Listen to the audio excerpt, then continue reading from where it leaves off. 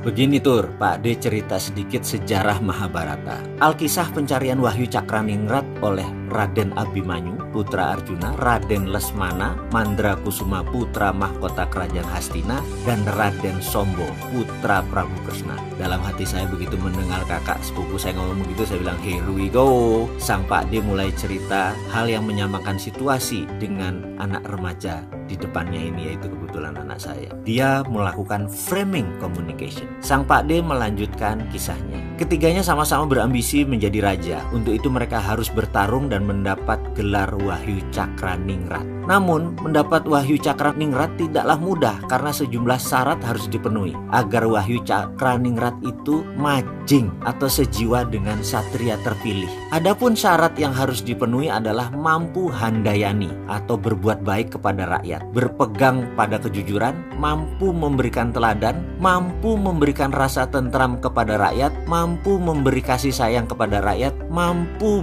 berperilaku amanah, mampu merekatkan seluruh rakyat tanpa memandang latar belakang agama, ras, budaya, serta harus peduli terhadap lingkungan. Ketiganya berangkat dari tempat yang berbeda. Mereka melakukan laku atau tirakat atau sebuah perilaku menjaga diri, samadhi. Raden Lesmana dikawal petinggi Kurawa seperti Arya Sengkuni, Resi Dorna, makan minuman lengkap tanpa ada kesusahan. Perilaku manja tersebut ternyata tidak membuahkan apa-apa, hanya membuang waktu saja. Dia tidak banyak samadhi, tapi makan minum dan hanya berpesta. Lain lagi putra mahkota Satria Parang Garuda, Raden Samba ini. Dia satria yang pemberani, juga ingin bertapa di dalam gua Gangga untuk meraih Wahyu Cakraningrat. Keberangkatannya seorang diri. Di tengah jalan Raden Samba bertemu wanita cantik yang merupakan bidadari utusan untuk menggoda. Ternyata dia gagal, dia tergoda sehingga gagal samadhinya. Betara Cakraningrat berbelok, tidak memberinya apa-apa. Raden Abimanyu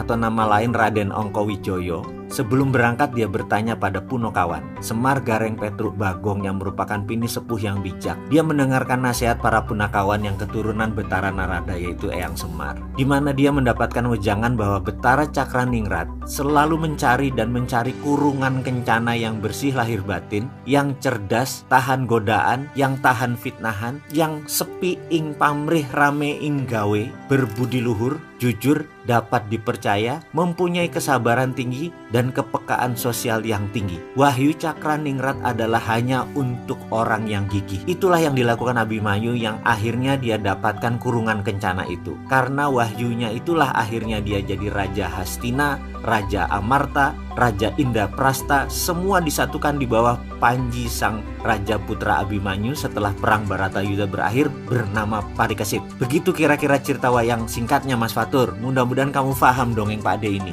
Kemudian Fatur menjawab, jadi aku nanti merantau itu untuk mencari kurungan kencana ya Pak D, agar Wahyu Cakraningrat dapat dipegang atau dipunyai. Untuk mendapatkannya kita harus gigih, gitu kan Pak D? Kira-kira ngono Tur. Jadi nanti kamu sadar bahwa apa yang kamu geluti dengan gigih, kamu pasti kaya Tur. Percaya omongan Pak D. Kuncinya apa? Pak D bertanya lagi dengan singkat, yang dijawab dengan singkat juga oleh Fatur. Gigih.